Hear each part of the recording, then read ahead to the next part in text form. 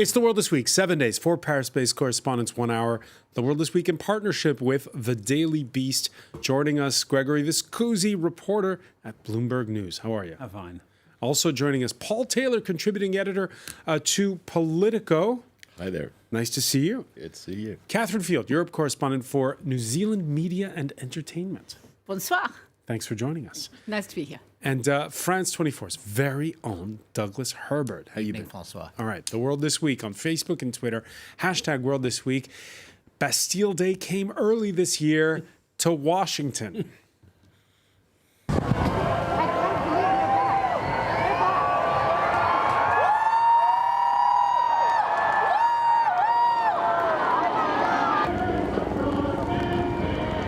The President of the United States opting for a 4th of July like, well, none before, with planes, tanks, and a memorable history lesson on independence from King George's Britain.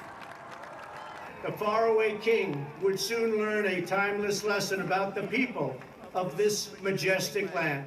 Americans love our freedom, and no one will ever take it away from us.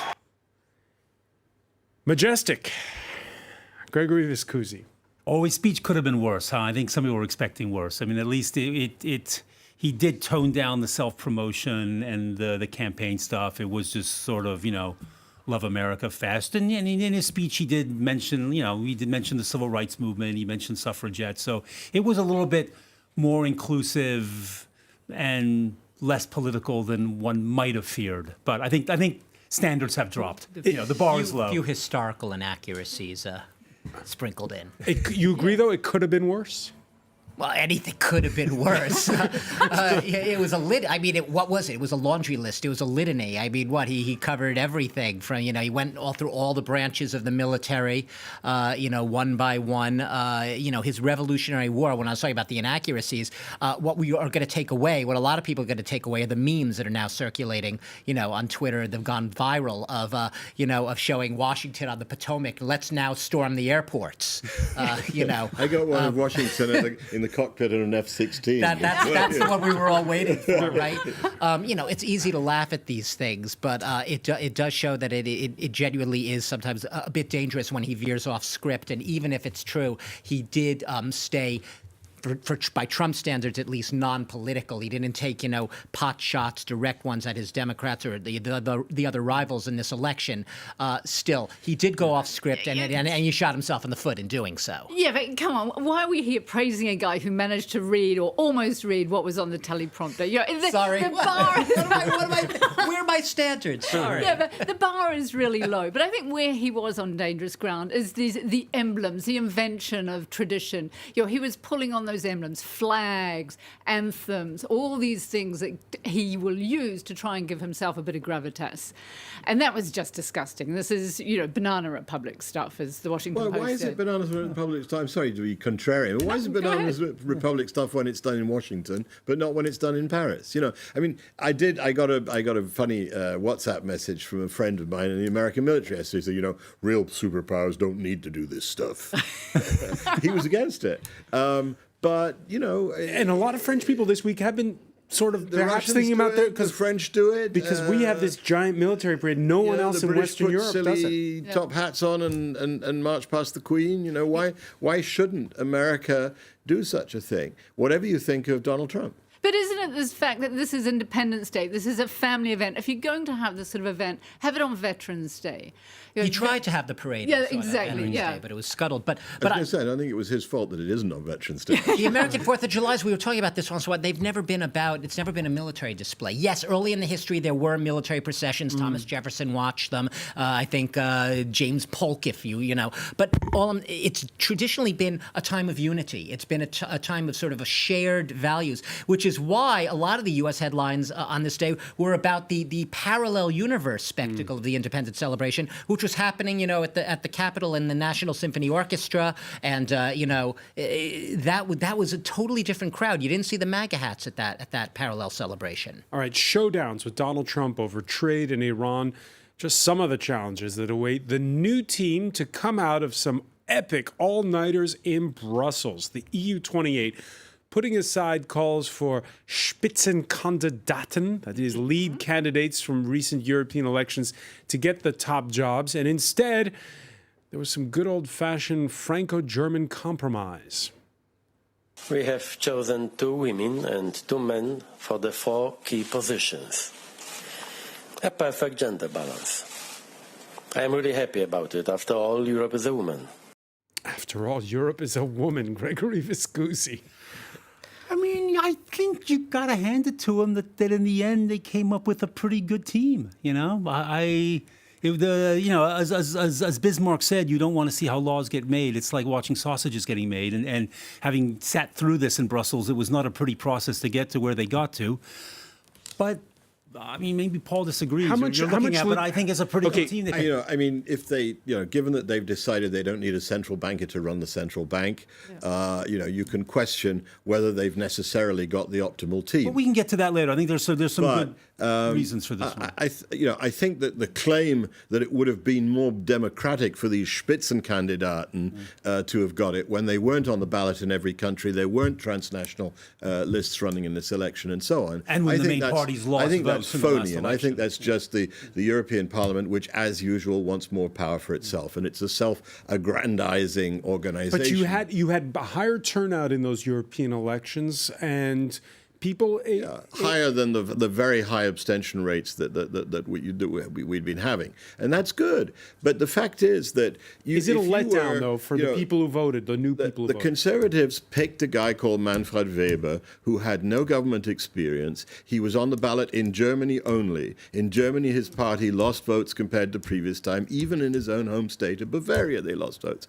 and this guy was unable to unite other groups behind him to create the majority he would need in Parliament. So it was Parliament that decided, actually, that this guy was not going to be President of the Commission. And what went wrong this time is that normally in European appointment processes, the first round of characters all fall on their swords, and their bodies are sort of schlepped off the stage, and then we have a new group of candidates. This time, they kind of wouldn't lie down. They were dead, but the corpses were still twitching, and so that's what because of the stubbornness of the People's Party. Yeah, so that's what kept it going for so long. Gregory Viscusi, you followed this because there was a genesis of a compromise at the G20 summit last week when Angela Merkel and Emmanuel Macron sat down. You were there for that, and then they went off to Brussels, and you followed them there. Not quite clear how much of an agreement was made in Osaka. There's a little bit of confusion about that. I mean, people suddenly in the middle of the night, Sunday night, this term Osaka Accord came up as if it had all been agreed by the Europeans in Osaka.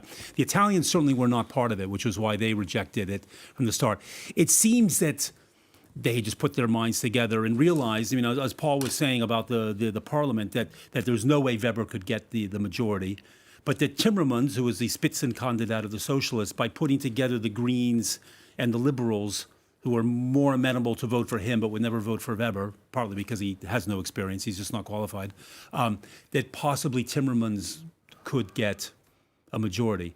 And so this is this idea that came from Osaka and was brought to Brussels, but one, it wasn't particularly worked out because Timmermans was not particularly popular amongst, and the EPP was the People's Party was not going to buy that, and two, it's not quite clear who actually signed up to this agreement, how wholeheartedly Merkel and Macron were behind this agreement. So I think it's a little much to say that there was an Osaka Accord. I think there was Merkel abstained, right? She didn't even cast a vote. Well, that's another issue coming out. Well, she did it out of political astuteness because she's in a coalition government with the Social Democrats. Astuteness because she didn't have the okay of her partners. Because her authority is ebbing, by the day. Yeah. So having a close Merkel ally, Ursula von der Leyen, who was the defense minister up till now, be the one who replaces Jean-Claude Juncker as president of the European Commission. Catherine Field, your thoughts? I think you have to look at who they've put forward. They all represent Europe. They are centre-right, Christian Democrats. They're going to look after Europe. They're federalist, and it's all pretty safe. Whether or not Ursula von der Leyen gets the green light from the European Parliament, I don't know what you think, Paul, but they'll probably do some sort of deal beforehand to make sure she gets the votes. But she was sort of the last one left standing. She was not very successful as a defence minister in Germany. She wasn't enormously successful as the home and family minister. So they needed to find a job for her, and she fitted the criteria that Merkel wanted. A woman, she speaks French and English. I mean, she was defence minister in a country that isn't really sure it wants defence at all. And so, that's always been a kind of an ejector seat. It's been a hiding to nothing job. But she was a good minister in her previous posts in the government. And I think, she's clearly somebody who has very strong European credentials.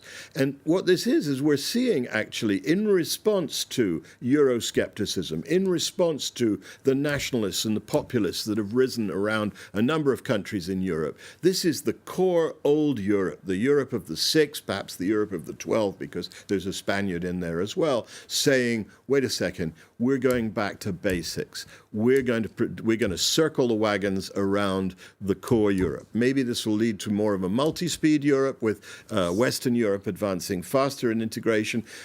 What it showed was that the East Europeans who were unhappy and blocked Timmermans, they may have blocking power, but nobody wants to give an inch to them on things that matter to a lot of Europeans: values, the upholding the rule of law, democracy, freedom of speech, independence of judges, and things like that. So two-speed Europe, it's more than just regarding the euro and the monetary union. We're more and more headed towards this one Europe where, as you say, they don't budge, and then sort of the outcasts. I think what this shows is that Western Europe is determined to move ahead and to go on moving ahead, and whether other countries want to join or stay out will be up to them. Douglas Herbert, we've seen first with predecessors of Ursula von der Leyen, José Manuel Barroso, he leaves and gets a job at Goldman Sachs. That didn't go down very well. That's true. Jean-Claude Juncker graduates from being Prime Minister of Luxembourg to the Commission President. Then we have the LuxLeaks scandal. Of course. There's a lot riding on her getting it right. On her and every, first of all, I just have, it's mission impossible to choose these people, right? Because, of all the factors you have to take into consideration, right? The balancing the big and the large states, geographical, the north and the south. Getting the gender parity. But, you could almost say that they're up against a task that they're damned if they do and they're damned if they don't. She is going to have, obviously, all the scrutiny on her. And the fact that, yes, her record in Germany, as we were just saying, is a little lackluster, to put it mildly. But that said, I'm sorry, but the fact that you do have a woman for the first time in perhaps the most powerful post in the European Union, I think people are going to be looking hard at it. I think there's a lot of people who are going to want her to succeed, even if there's a lot of people right now out of the starting blocks, trying to find quibble and find fault with her and parsing through her CV or her resume there. I do think that there is a general thirst and an appetite. And she ticks a lot of boxes because, on the one hand, she's definitely a committed European. She was born in Brussels. She speaks, endless languages, but she's got 7 kids. So she has 7 kids. So she can also please the traditionalists at the same time. Yeah. Revisiting, she's a qualified medical doctor. Yeah. Revisiting the dig I heard from Paul Taylor at the outset of this discussion regarding the choice for the next head of the European Central Bank, Christine Lagarde, to replace Mario Draghi. And there are criticisms that she is a lawyer by training, not an economist, not a central banker. Yeah. Well, who else is a lawyer by training? The head of the Federal Reserve. So you've got, Powell, he's not he's so... And it has become... there's a precedent's been set. Precedent's been set. Choosing your advisors is I think, first of all, she's not got central banking monetary experience, but she's been a French Treasury minister, and she's run the IMF, and she's dealt with the worst financial crisis we've had in a while. She was reconfirmed at the IMF. She clearly has credentials. And then there's another point to be made that as far as all the monetary modeling and all that stuff, the ECB has got some of the best people in the world. She's going to have all the best advice. maybe do need a politician in that role because, like her, because the ECB has, I mean, as Draghi said in one of his last press conferences, ECB has used up its ammunition. There's not much left from a central banking monetary point of view, interest rate point of view that the central bank can do. So you need someone at the central bank who can, convince the Germans that they've got to loosen up on stimulus. They can convince the Dutch that they've got to loosen up on their paranoia about EU budgets. That can convince the Italians that they've got to get serious and make and not just sort of inflate the economy, but make sort of proper liberalizations and structural changes. So I don't think it's a bad choice. But you say that, and you say that she's going to have to do all this. She's going to have to know what she's doing. And if you're not an economist and you're going the IMF and was come on, that's a diplomatic post. Is it easier? Paul Taylor, is it easier running the IMF or having to stare down Germany's Jens Wiedmann at a European Central Bank meeting? Well, I think if you're going to stare down Jens Wiedmann, you better know the difference between your Phillips curve and your Taylor rule. Well, Weidmann's been wrong about everything for 10 years. He has been wrong, and that's why but he's got clout. Strongly of the view that he should not get that job. So, and one of the good things about Christine Lagarde getting it is that she's not Jens Weidmann, right?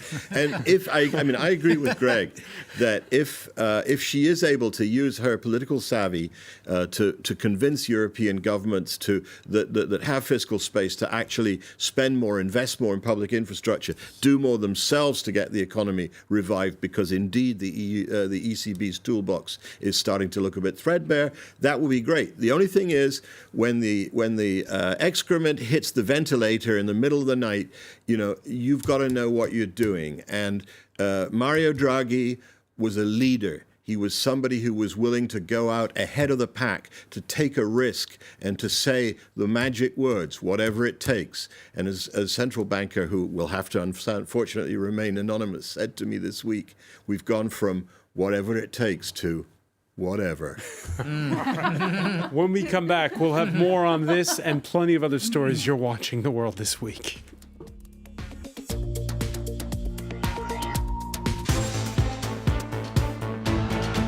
Welcome back, or welcome if you're just joining us. It's The World This Week. The World This Week in partnership with The Daily Beast. Joining us, Gregory Viscusi of the Bloomberg News Agency. Paul Taylor, contributing editor to Politico. We're with, as well, Catherine Field of New Zealand Media and Entertainment. And France 24's very own Douglas Herbert. Just before the break, we were talking about the reshuffle in Brussels and in Frankfurt at the top institutions. Among those, Josep Borrell. His confirmation, though, as Federica Mogherini's replacement as EU foreign policy chief, well, that has to wait till the third week of July. In the meantime, he's still very much the Spanish foreign minister. And when British Coast Guards seized an Iranian tanker allegedly bound for Syria this week, Borrell reminded us that them are disputed waters since 1713. Of course, we were aware of this operation. Civil Guard patrol boats were guarding the area, but we are studying the circumstances in which it happened. It was a demand by the United States to the United Kingdom, and we are looking into how it affects our sovereignty, because it happened in, what we understand, as Spanish waters. How's he going to do, Paul Taylor, when he has to speak for all of the EU? Well, he's already got the forked tongue well practiced, as you just heard. I think that he's got a lot of experience. He is soft-spoken. He has managed to keep that Gibraltar issue with the UK out of the mess of the Brexit negotiations by and large, and yet it's very sensitive domestically. But he got to dig in there. We heard it. But he has one or two real difficulties faced. In fact, this Iran ship thing may have blown over by the time he gets on. But he's the man who will be in charge of running the negotiations between Serbia and Kosovo. And his country doesn't recognize Kosovo, and it doesn't recognize it because of the precedent that they believe that would create in terms of the right of Catalonia to claim independence. And so how he's going to manage that, I think that's going to take all of his juggling skills. He's certainly more senior with more gravitas probably than the two previous incumbents of the job, and maybe that means that European foreign ministers will be a bit more willing to let the European foreign policy chief actually do more on their behalf, because the fact is that the big beasts in London and Berlin and Paris haven't wanted the person holding that job to have very much power so far. All right, we'll see how that plays out. Staying in the Mediterranean, while EU leaders were divvying up top jobs, Carola Racketa, the 31-year-old captain of a German rescue boat, was taking that decision to force an Italian naval blockade and take 40 rescued migrants to dry land in the island of Lampedusa. Enter the Italian Interior Minister, Deputy Prime Minister Matteo Salvini of the Far-Right League, who relishes the prospect of a lawsuit by Racketa after her brief detention. Gregory, here, translate for us what he says in that tweet there. I don't have my glasses, so I can't see. I've got it. He says that he's faced down the mafia, so he's not scared of the mafia, so he certainly won't be scared of dealing with a rich, spoiled German communist. Yes, exactly. A rich, spoiled German communist. So figure a rich and spoiled communist, German communist, exactly. And then he sends her kisses. Sends her kisses, yes. Yeah. Gregory Viscusi. Oh, it's a complicated issue, this one, because, I mean, obviously, refusing to allow people who've been rescued at sea to dock is inhumane. On the other hand, look at it from the Italian point of view. It's very nice of a German boat to go up to Libyan waters, collect people, drop them off in Italy, and then have German policemen on the border with Austria. There are German policemen on the border with Austria to prevent migrants leaving Italy. There are French police who block them from leaving Italy into France. So, it's very nice of these Northern Europeans to deliver migrants to Italy and then say, oh, well, don't come any further north. Yeah, but look, the immediate issue here, beyond just the political questions, the immediate issue is these weren't just migrants picked up at sea. They were migrants who were, a lot of them very sick, a lot of them very traumatized. No, the sick ones have been taken off. The sick ones have been taken off earlier. Some of them have been evacuated. To Italy, quite a lot of them. And just remember, they had been just drifting there for weeks, literally. I mean, it's not like before she made that forced docking. Oh, but they were on the Sea Watch. Yeah, they were. They were picked up by Sea Watch within hours of leaving Libyan shores. But their condition had been deteriorating rapidly. So there was, separating the political issue, there was a pressing humanitarian issue. Definitely. And also the practical issue that it would have been a violation of the international laws, right? Had they returned them to Libya, which is not under international estimation a safe port, in quotes. No, it's not an easy issue.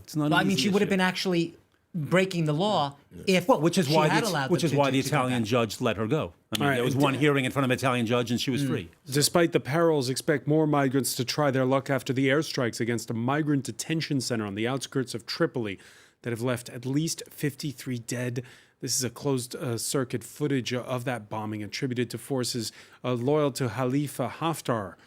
His eastern militias deny responsibility. They're trying to take the capital. The UN accusing guards of shooting at those trying to flee. Migrants claim they were forced to work at a munitions depot there. And, those rescued subsequently saying they're ready to risk their lives. There is a war that is going on in Libya, and then people are not living like over 6 months. People are sitting there with no work. Even food, you have to call your people to help you for food. Black people are considered as animals in Libya. We are not considered at all. We got sold.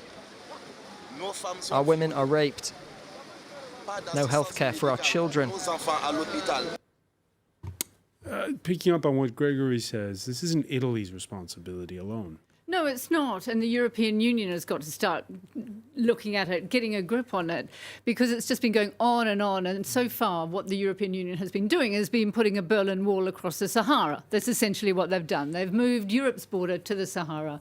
There they've put in the police, military to help all sorts of security arrangements, and also they've stepped up the returns for migrants who arrive in Libya so they can go home. They're going to have to actually do something more than just do this piecemeal, bit here, bit there.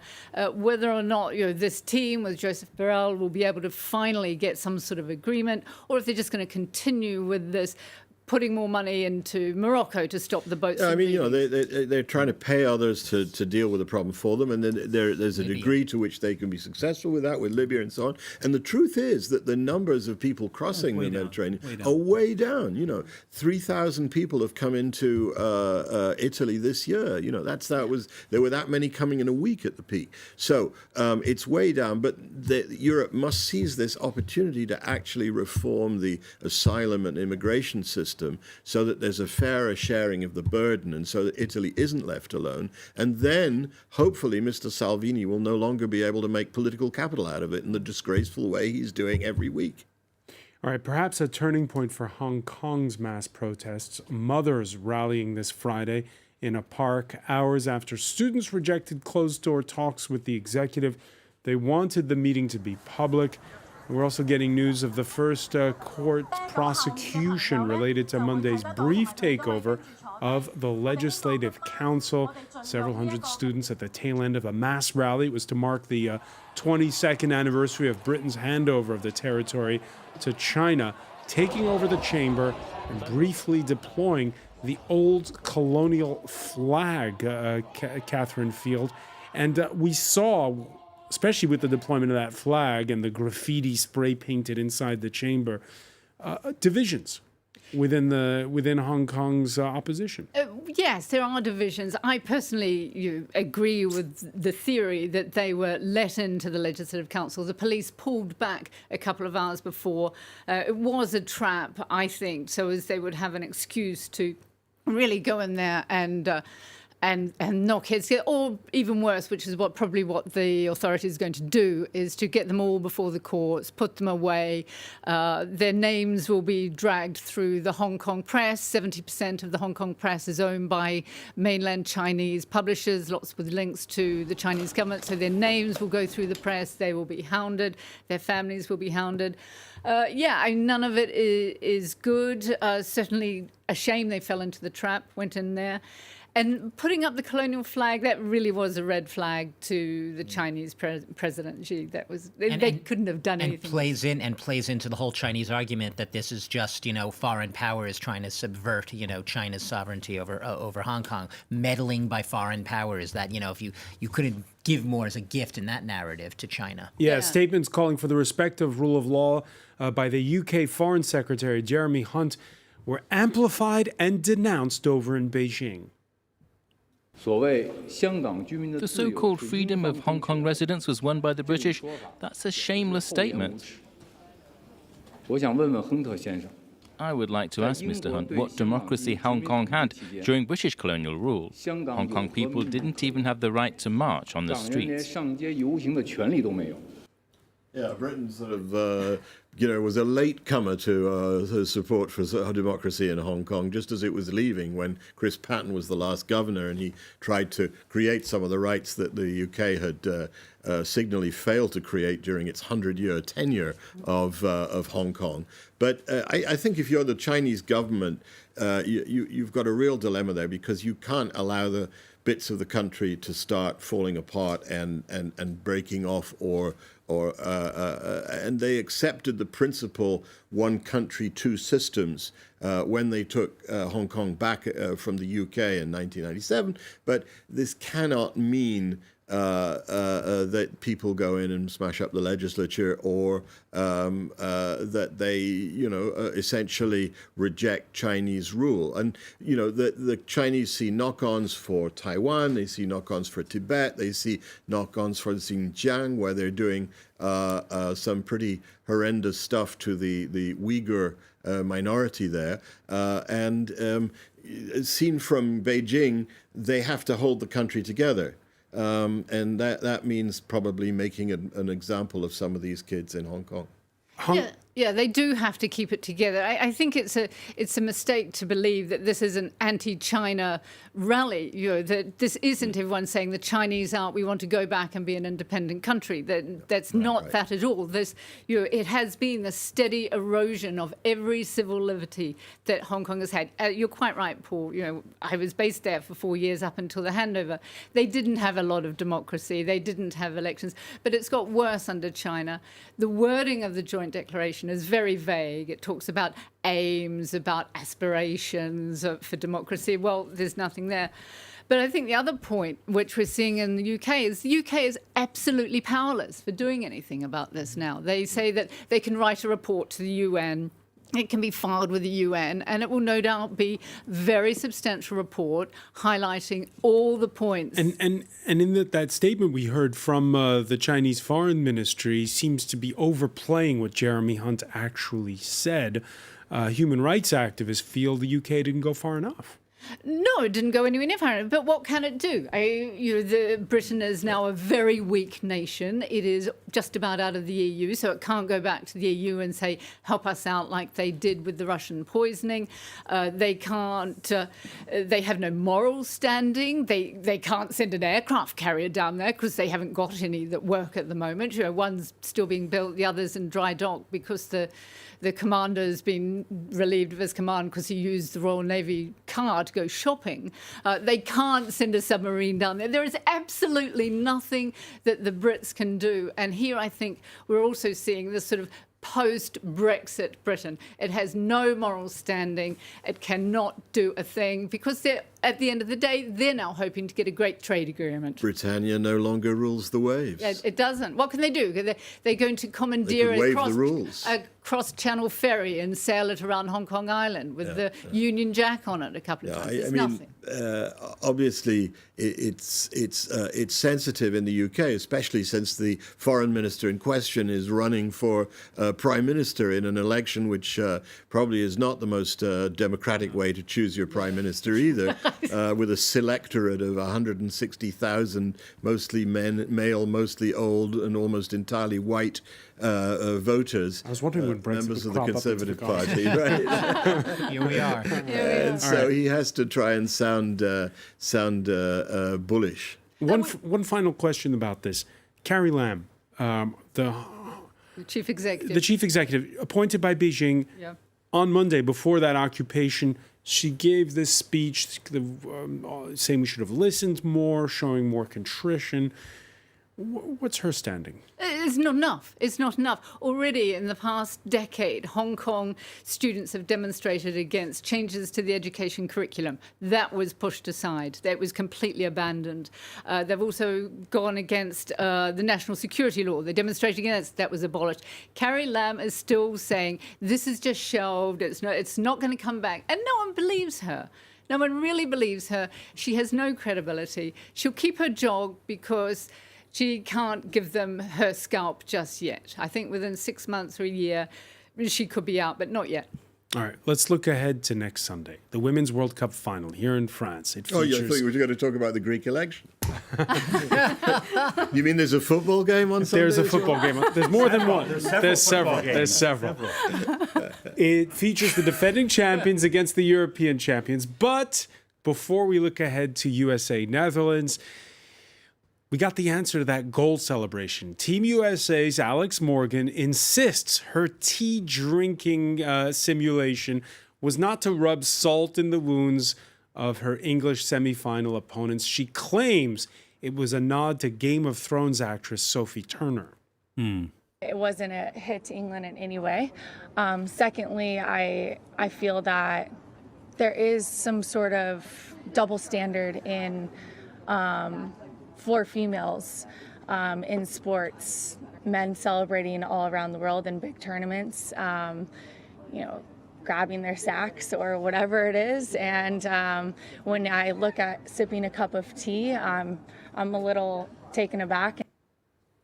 Gregory I Viscusi? think she's wrong. She's missing something there. She's bringing American sports culture to Europe. That's the issue, because European soccer players actually don't trash talk each other much, and they don't mock each other on the. No, they really don't. They really don't. It's not part of the. It's much more part of the game in the U.S. This is not a male-female thing. This is a Europe-America thing, and that's part of why her gesture. Do you believe her when she says she wasn't trash talking the English? No. She was. I think so. I mean, come on, it's a bit obscure. The Game of Thrones actress. I mean, sort of a strange, Paul Taylor? Well, it was rather cultured if you took it back to the Boston Tea Party, after all. A sense of history is not out of place on the soccer field, I would have thought. Do you agree, though, with Gregory that goal celebrations in Europe don't involve trash talking? Oh, goal celebrations in Europe involve all sorts of vulgarity as well. No, but they don't mock the other. I mean, you don't mock the other team when you score. You celebrate. Right. You don't mock the other team. Yeah, you glorify yourself rather exactly. than mocking the other side. At worst, you run over to the opposing fans and kind of like celebrate in front of them. They and haven't incite got as them. far as dancing the haka yet. You know, when the women's soccer team not start mocking. The dancing, haka's not mocking. No. It's all about swagger, right? I mean, the American team, anything they do there, they're accused of arrogance. They're taken to task. I mean, you remember the tie game, right? 13-0. And there was a lot of criticism over the fact that when you run up the score, at one point you have to stop celebrating goals. Why? I mean, as the coach said, why should they not celebrate? Greg will tell you that it's bad form. Let's way over the top. You could because you could make the case it would actually be an insult to your opponent if you didn't celebrate. Well, in Italy, you're after excited. 4 goals, this is a real match. Nothing to get excited about. Another goal. There we go. Come on. They're in the World Cup. They want to. This is such an American attitude, isn't it? As I said, this is winners here. So if you score the 12th goal in the World Cup just because you happen to be the 12th, well, I think that was also Alex Morgan. You're not supposed to be celebrating. This wasn't. Yeah, it was against Thailand. They could barely afford their shoes. Those girls. I would definitely I would celebrate myself. But then I'm too American, I suppose. Right? Well, as a New Zealander, I remember when we were in the World Cup, the Football World Cup in Spain, and some team, which will remain nameless, scored 12 goals against us, and they didn't celebrate. Oh, they were very restrained. They were very restrained. All right, just before we finish, let's go around the room. Prediction. 2-1 to the US. I think I'm not going to put a score. I think the Americans are definitely. I mean, they're the best team out there, but they've been run close in the last 3 games. I mean, they needed a very soft penalty to see off Spain. The French should have had a penalty in the dying minutes that would have made it 2-2. I don't think that English goal should have been turned down. So it's not a done deal. I mean, the Americans certainly they've got the depth, they've got the experience, but it's not a done deal. No, I mean. I would normally agree with that, but then again, I was such a lackluster semifinal match with the Netherlands. They just it was not lackluster. I think people are missing the point of that game. Get used to that kind of a game in women's football because that game to me showed that women's football is advancing level that I've seen in the American team. It was a very, very tactical match in which the 2 teams neutralized each other, and that's what men's football is all about. Get used to that coming in the women's politics. game. It's all politics, right? After Trump's victory parade, wouldn't it be nice to see the woman who said she'd refuse to go to the White House? He can't celebrate because of Rapinoe. He can't celebrate. He can't celebrate this. So it's going to be nice to see her. But the rest of the team said they will go, right? So, no, they said they either all go or they all won't. Or they all won't. Okay, it is an So all let's for hopefully the Dutch win and they'll solve that problem. You're right. I think if the Dutch get a bit physical and get in their faces, they can stop them from could actually playing. The 2 centre backs, Ornato is there. They're a bit shaky, the 2 centre backs. All right, France 24 will be covering with Kedevan Gorgestani in Lyon. Many thanks for that, Gregory Viscusi, Catherine Field, Douglas Herbert, Paul Taylor. Stay with us. Media Watch is next.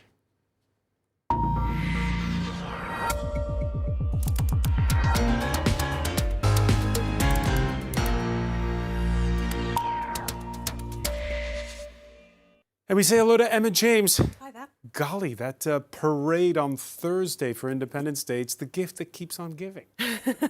Yes, there's plenty more still to be said about it today. It did literally rain on his parade. However, a lot of people feared that this was going to be a horribly partisan affair, that it was going to basically amount to a 2020 re-election rally on a day where Republican donors got the best seats. Absolutely, and that is still not being greeted terribly positively by lots of people. However, a lot of people felt that, broadly speaking, he kind of struck the right note with that speech. Fox News, his number 1 fan club, unsurprisingly calling it patriotic, non-partisan and unifying. It would appear, though, that the new White House press secretary didn't quite get the memo on the fact that this is supposed to be about Independence Day, not the president, because what she tweeted out was this, very much putting Independence Day as in second billing. Incredible to see all in attendance to hear our president speak and celebrate our great nation's Independence Day. Of course, the other big thing that everyone is talking about is the fact that he did give his critics plenty of food for ammunition, really, when he chose to go a little bit wrong when it came to matters of history. Take a listen to this. Our army manned the airport. It ran the ramparts. It took over the airports. It did everything it had to do. And at Fort McHenry, under the rocket's red glare, it had nothing but victory. He lost Baltimore with that one because he mispronounced Fort McHenry. There were so many errors in there, but obviously the big one is the fact that he talked about airports more than a century before any plane had ever taken to the skies. That's fake news. It is fake news, and it is rather unfortunate. So yes, clearly a lot of people fact-checking it, but that was the one that none of us needed to really do any consulting on because clearly that wasn't happening in the 1700s.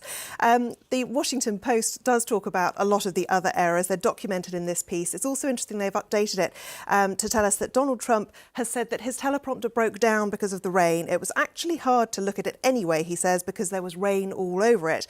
But he claims that it went down in the middle of that sentence. So it would appear it was a very unfortunate ad-lib. If not, then the speechwriter's certainly going to be getting the sack, I think it would be fair to say. However, this error has prompted a wonderful wealth of things on Twitter. The hashtag Revolutionary War Airport Stories has been doing the rounds. Actual footage of the US Army storming the airports during the War of 1812. Because that was his other error. He kept confusing the War of Independence with the one in 1812. This one, the Battle of Baggage Claim, 1776. Many lives were lost and bags too. Fabulous stuff. People are incredibly creative. This one, who among us shall ever forget Washington's glorious siege at Pan Am? And I think my favourite one of all is this one. Will my emotional support animal require an extra seat when I support Washington? And his wonderful grey horse. Oh dear. Yes, emotional. Because that's been a big problem in the U.S., emotional support animals. Turning our attention, though, to the cinema. Indeed. A very different story. And I would just like to point out at the beginning of this, mermaids are not real. Because it appears a lot of people have forgotten this. Disney has announced a new live-action movie version of The Little Mermaid. They have cast this lady, Halle Bailey, or Halle Bailey, I guess her name is, not Halle Berry, as lots of people have been thinking, as The Little Mermaid, Ariel. And of course, you can see that there's a very distinct difference between her and her cartoon predecessor.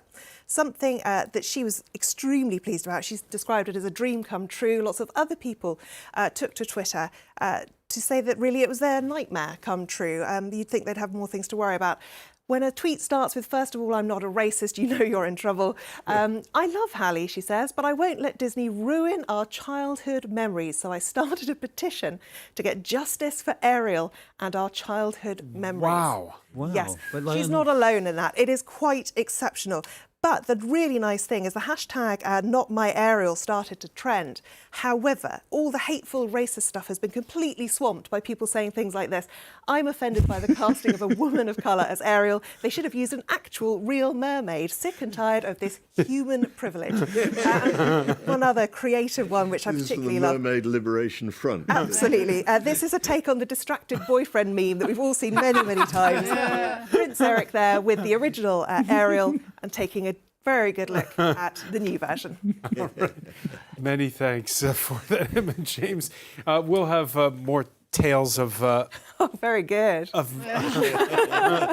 Fishy tales. Coming up later. I want to thank our panel once again. Thank you for joining us here in The World This Week.